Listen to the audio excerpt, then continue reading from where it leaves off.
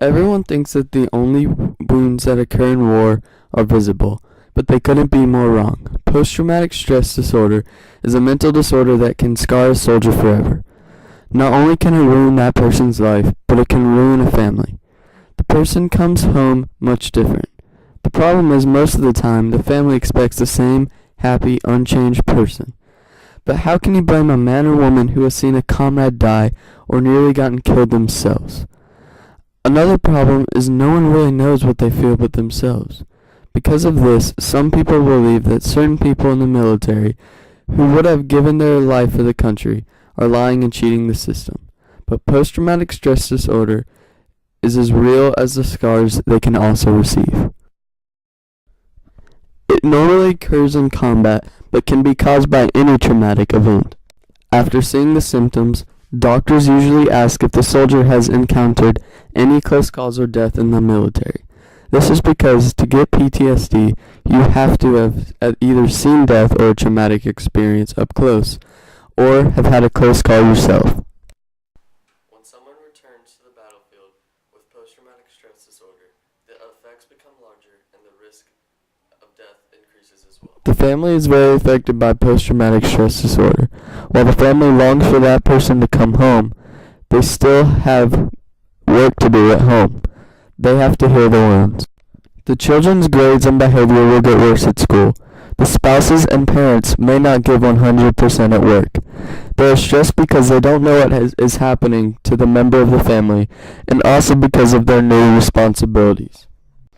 When the soldier comes home with PTSD, the family is expecting the same man or woman who will be full of energy, but that isn't what happens.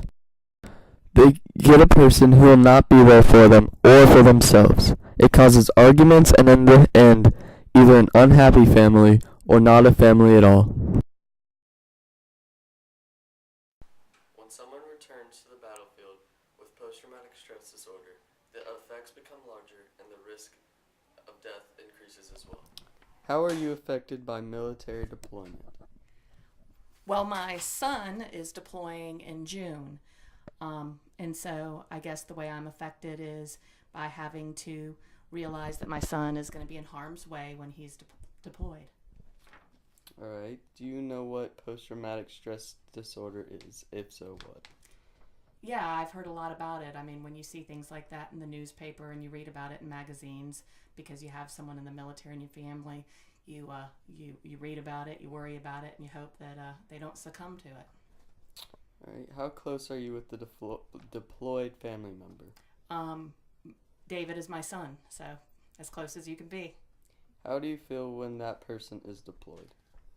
When he's deployed, I'm happy he has a job. I'm proud of what he's doing. He's obviously doing one of the most important things anyone can do, but also worried for him, and I miss him.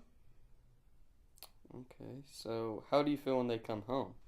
We're all happy when he comes home. There's an adjustment period, though, because he's used to being away and being all on his own and being with a bunch of other military people, and we're used to missing him and not having him here, so we want him to be here, and he wants to do what he wants to do. So it's an adjustment period, but we're all happy when he's home safe. Is there anything else you would like to add?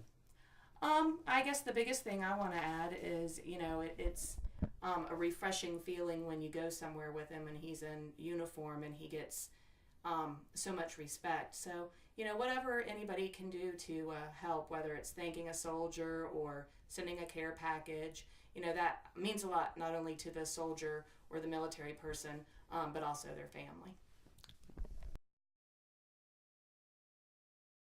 While America is trying to help post-traumatic stress disorder patients, more can be done